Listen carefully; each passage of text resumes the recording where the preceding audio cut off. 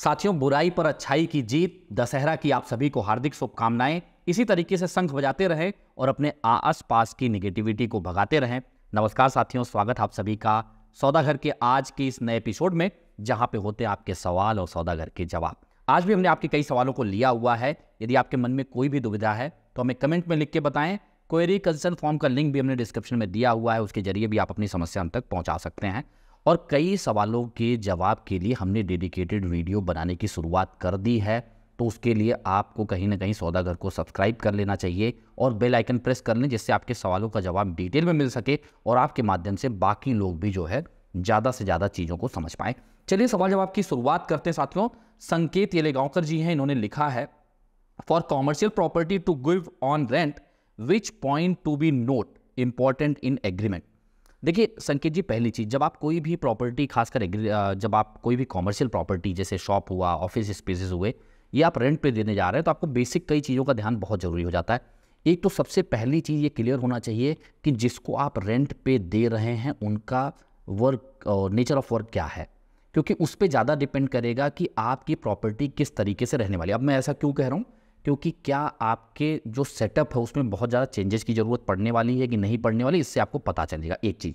दूसरी चीज़, कितना लंबे समय के लिए एग्रीमेंट किया जा रहा है। लॉन्ग टर्म अगर एग्रीमेंट है तो आप कोशिश करें कि लॉक इन पीरियड फिक्स करें। अब मैं लॉक इन पीरियड की बात यहाँ पे क्यों कर रहा हूँ, क्योंकि लॉक इन पीरियड में ये एश्योर हो जाता है कि अगर मान लीजिए कोई प्रीमाइसेस आपने रेंट पे दिए और उसने अपने हिसाब से चेंजेस किया, ऑब्वियस है वो वहाँ पे केबिन्स बनाएंगे, अपना वर्क स्टेशंस बनाएंगे, तो ऐसा नहीं होना चाहिए कि आपने लॉक इन पीरियड नहीं रखा है, उनके सेटअप में कोई दिक्कत है या फिर वो कहीं पे शिफ्ट करना चाहते हैं, तो आपका प्रीमाइसेस जब खाली होगा ना, तो उसमें बहुत सारे ऐसे काम होंगे जो हो सकता है दोबारा आपको कराने पड़े।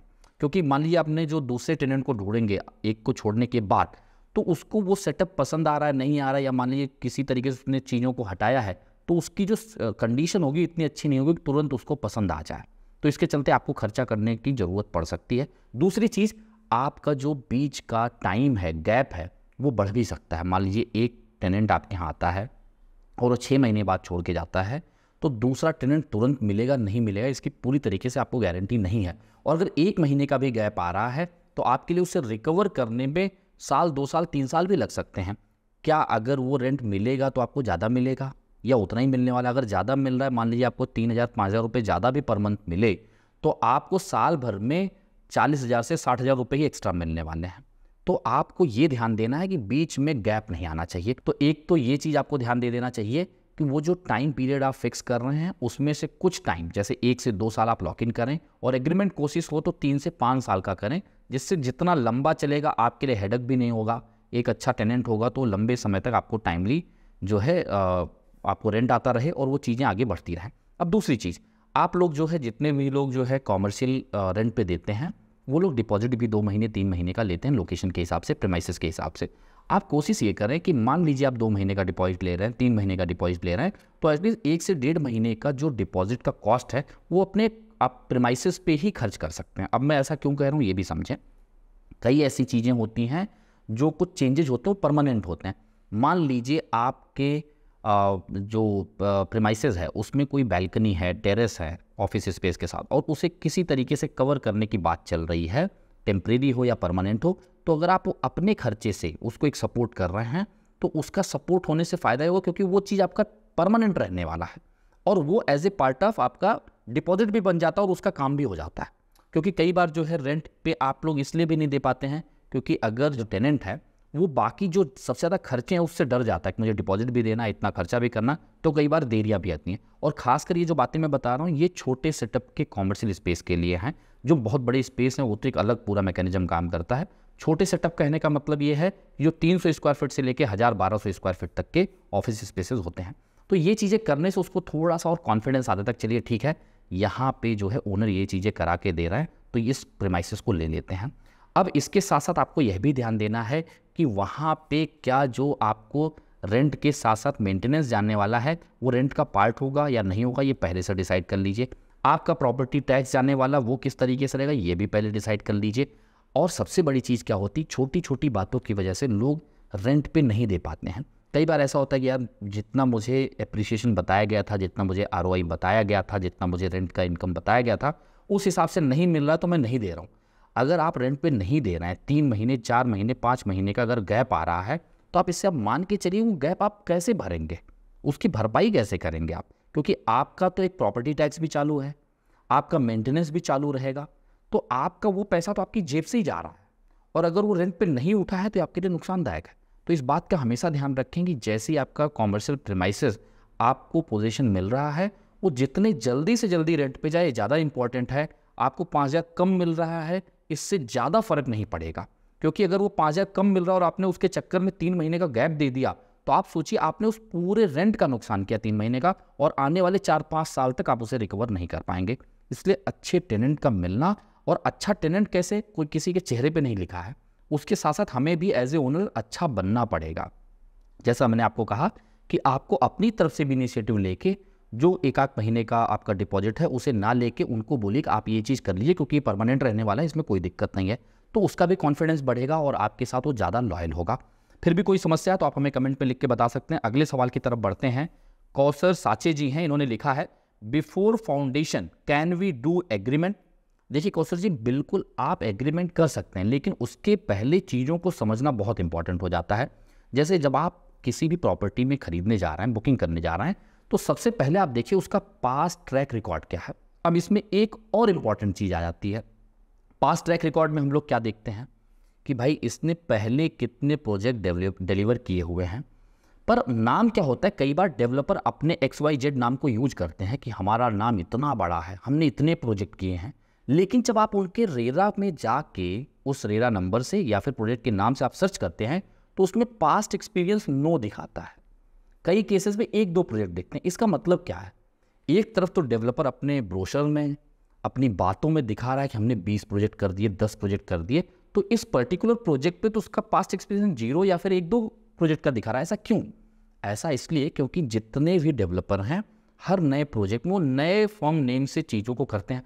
अब यह भी बात उठनी चाहिए भाई, नए फर्म के नाम से क्यों पुराने नेम से नहीं? क्योंकि कई बार प्रोजेक्ट ज्वाइंट वेंचर में भी होता है, रेवेन्यू शेयरिंग मॉडल पे भी होता है। तमाम इस तरह के जो पार्टनरशिप होते हैं उसमें नए नए पार्टनर जोड़ते हैं, और जब नए पार्टनर जोड़ते हैं तो उस नए फर्म का नाम कुछ अलग दिया जाता है, जिसके चलते वो जो आपका पास्ट एक्सपीरियंस वो 0 होता है। तो इससे यह भी समझना है कि ये डेवलपर जरूर एक बड़ा नाम के साथ जुड़ा हुआ है, लेकिन ये जो कॉम्बिनेशन है जिनके साथ जुड़ के काम कर रहे हैं वो नया है, उसका पास्ट एक्सपीरियंस नहीं है।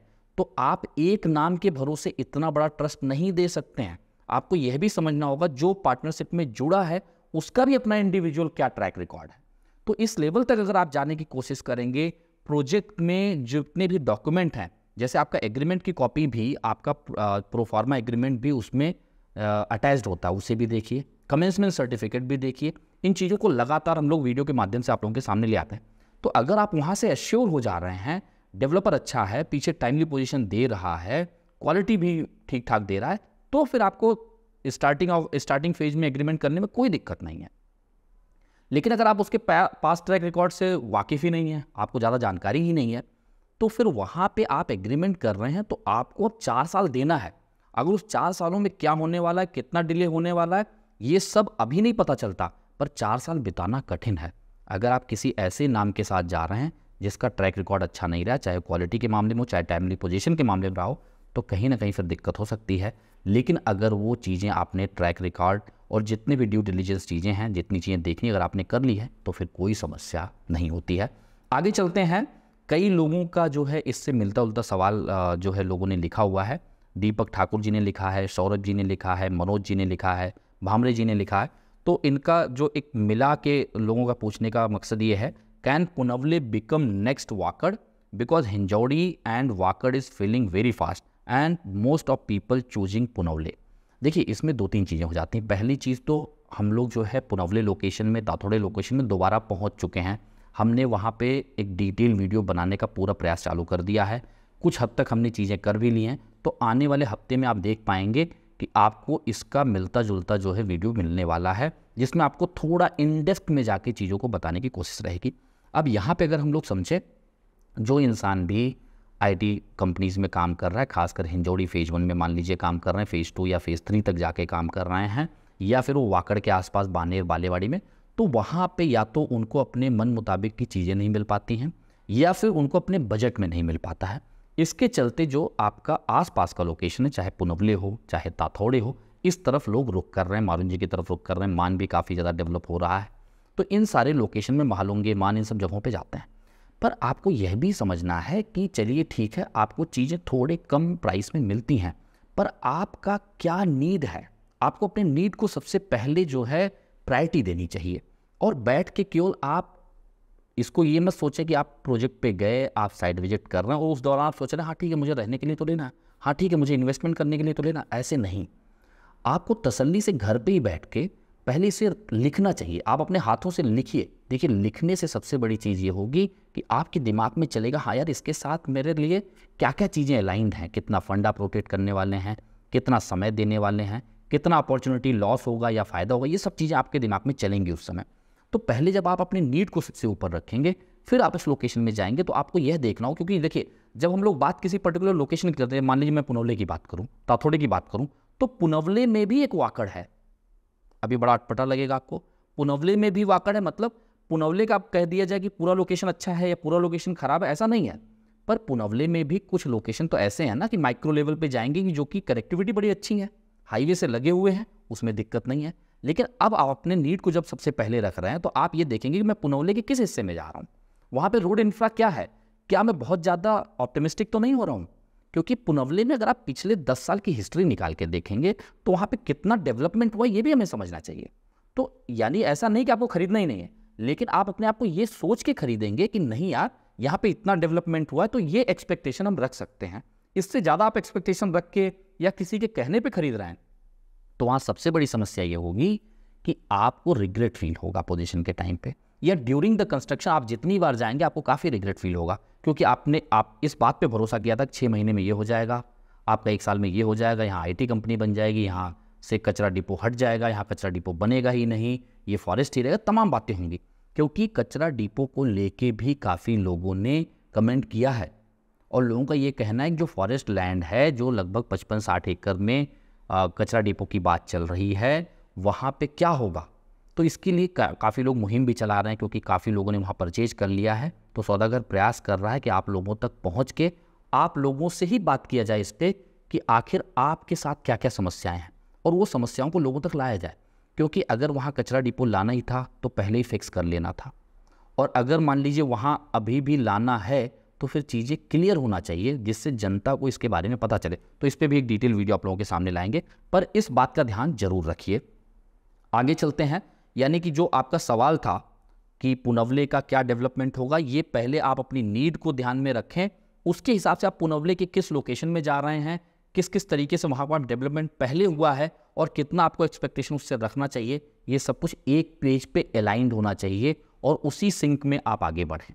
तो इसका इंडेक्स जो पूरा इन्फॉर्मेशन वो आपके सामने लाने वाले, जैसा कि हमने आपको बताया। आगे चलते हैं, जितेंद्र कदम जी हैं, इन्होंने लिखा है, hello sir, what will be the future of property at Amanora park town, will there be appreciation और नॉट।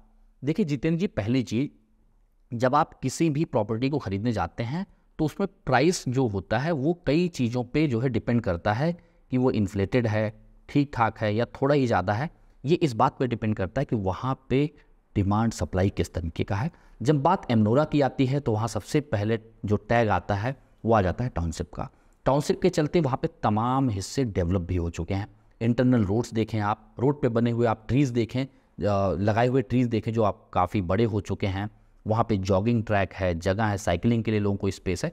तो ये चीज़ें जो डेवलपर ने पिछले 15 साल से की हैं उसका तो फ़ायदा उसको मिल रहा है। यानी कि जो वहाँ के आसपास के लोकेशन का रेट है उससे कहीं ज़्यादा है। यानी वो इन्फ्लेटेड ज़रूर है, लेकिन वो इन्फ्लेटेड होने के पीछे कारण ये है कि उनका वहाँ पे 15 साल की वो लेगेसी है जिस पे उन्होंने काम किया है, और वो काम करने की वजह से आज वो रेट कोट कर पा रहे हैं और उस पर बेच भी पा रहे हैं।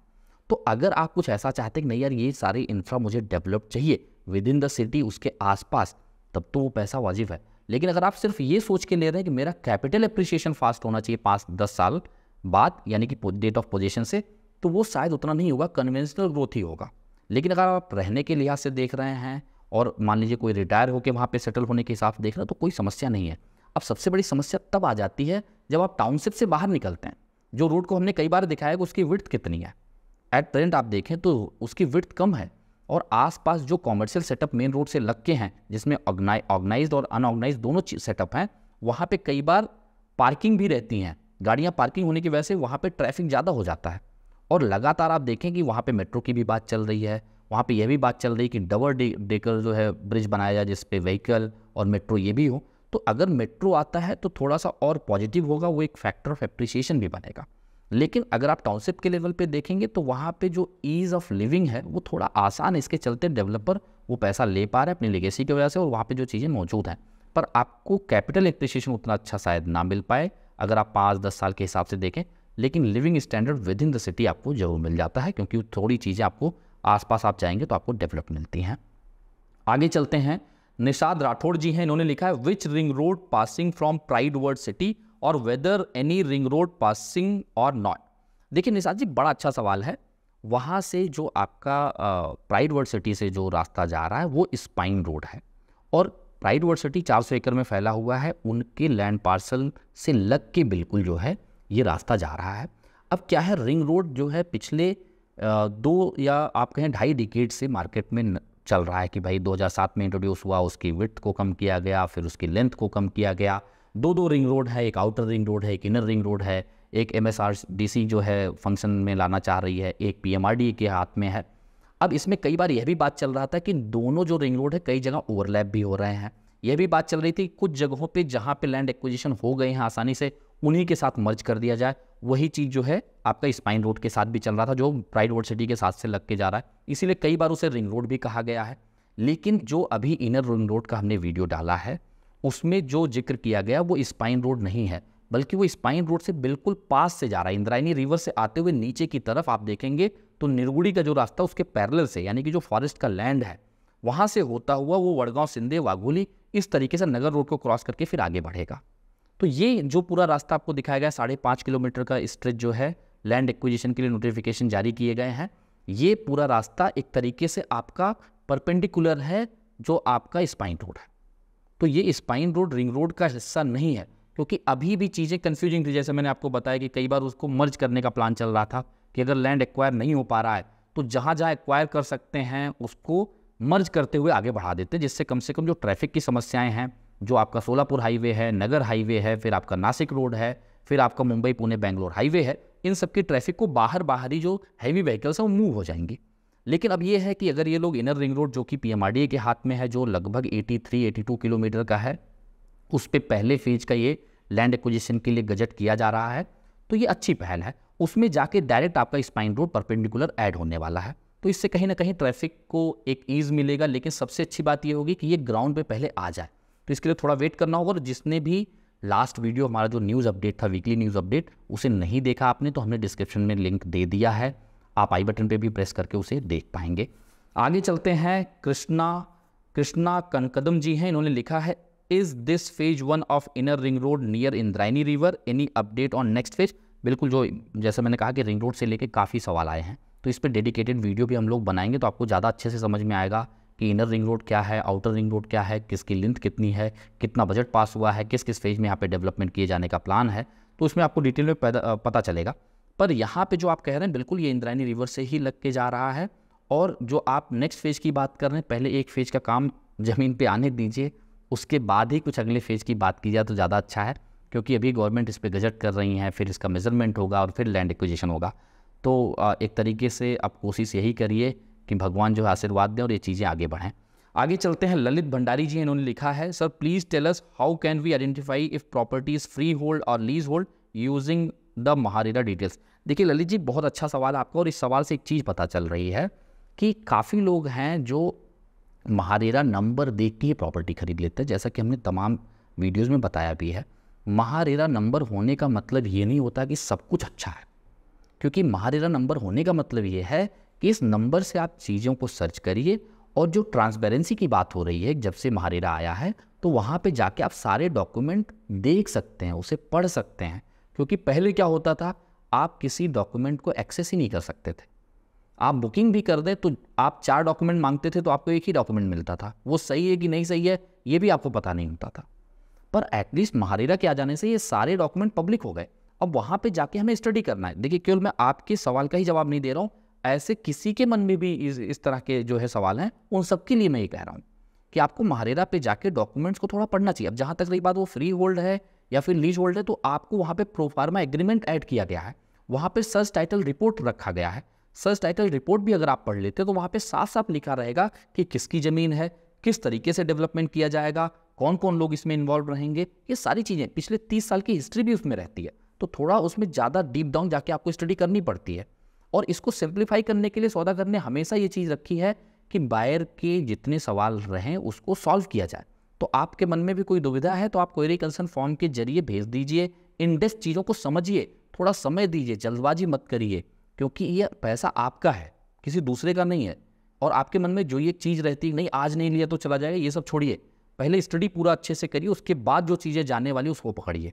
पहले पकड़ने के चक्कर में अगर सीखेंगे नहीं, जानेंगे नहीं, तो बाद में आपको रिग्रेट होना स्वाभाविक है। इससे मिलते जुलते और भी चीज़ें हम लोग आपके सामने लाने वाले हैं, इसलिए जुड़े रहें, अपना आशीष देते रहें। यदि आपको प्रयास पसंद आ रहा है, जो कि उम्मीद है कि पसंद जरूर आ रहा होगा, तो लाइक शेयर करने के साथ साथ अपने चैनल को सब्सक्राइब कर लें। जल्द मिलेंगे एक नए वीडियो के साथ, एक नए इन्फॉर्मेशन के साथ। तब तक के लिए धन्यवाद, नमस्कार।